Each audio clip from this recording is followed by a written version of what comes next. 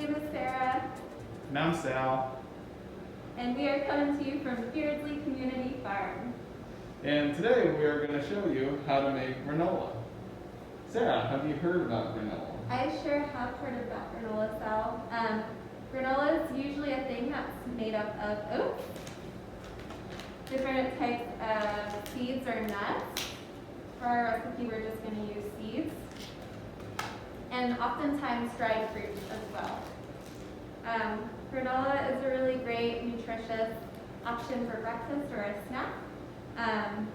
The oats are full of whole grains and proteins and iron and fiber.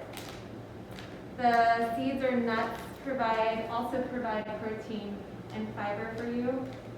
And of course, the fruit is a really great source of vitamins and minerals.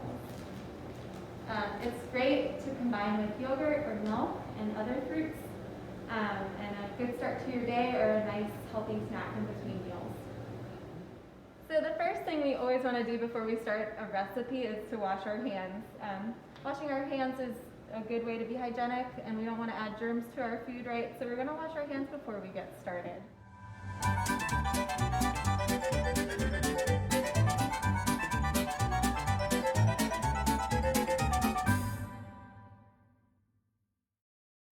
Once we've washed our hands, we need to make sure we have all the materials to make this recipe. For that, we're going to need a recipe sheet, all the ingredients, measuring cups for dry and wet, a large bowl, a rubber spatula, baking sheet, and parchment paper. And for my dogwood students, the recipe that you'll be given, you'll have the ingredients that are actually pre-portioned. So you won't have to worry about measuring this go around. But if you decide you want to make the recipe again, you will need to measure everything out. There are two important parts to a recipe. There's the ingredients and the directions. Anytime you're starting a recipe, you want to read through the ingredients and make sure you have everything that you need.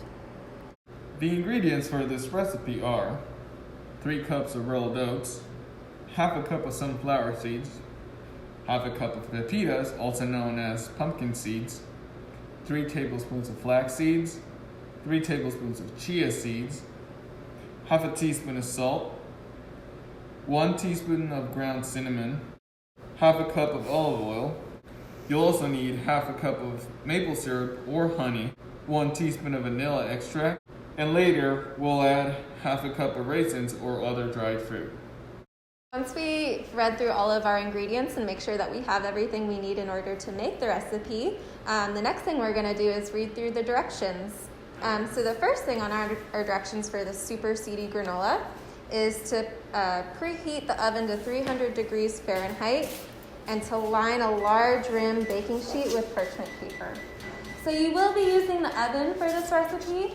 If you are making this recipe, please make sure there's an adult around to help you with this part in using the oven.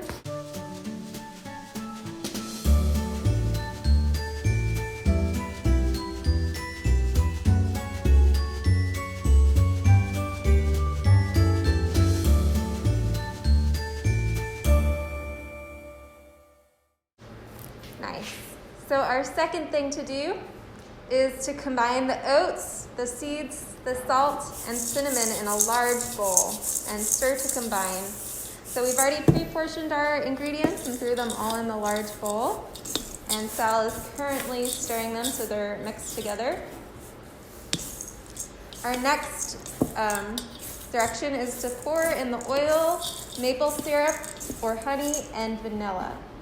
And you can see that we've measured all of our wet ingredients. The honey is on the bottom, oil is on the top, and there's the vanilla in there as well. You want to pour it in and around to make the mix-in easier afterwards for you.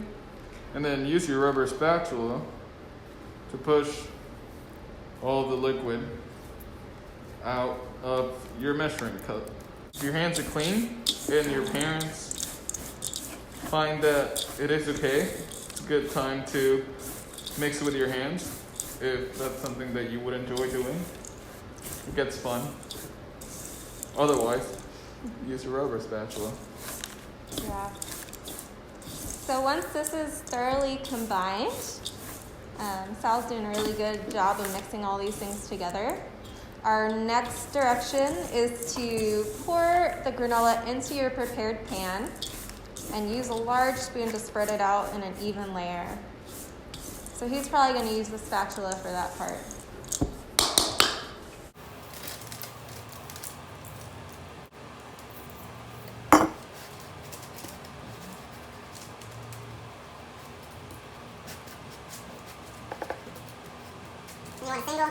And you want a single, even layer.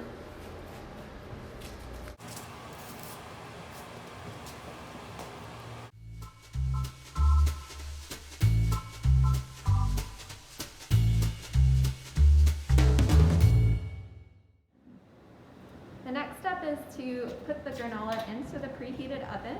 The center rack is usually the best spot for granola. And you're going to want to set a timer for 15 minutes. So after 15 minutes, you're going to want to take your granola out using oven mitts, as an adult can help you with this step. And you're going to stir your granola. And in doing this, you'll help the granola cook more evenly.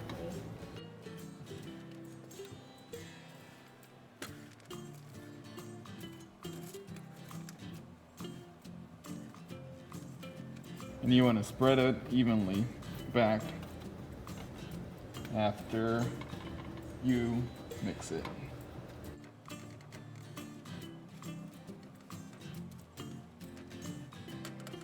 We're going to put it back in the oven,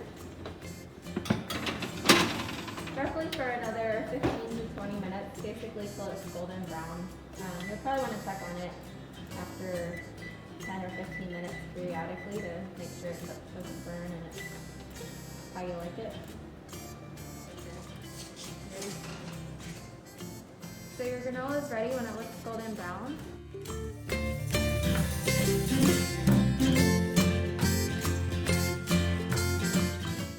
After 45 minutes, top your granola with your desired dried fruits. And you can break up into clumps and store it in an airtight container, such as a jar or Tupperware. And your granola should be good for about a month at room temperature in a jar.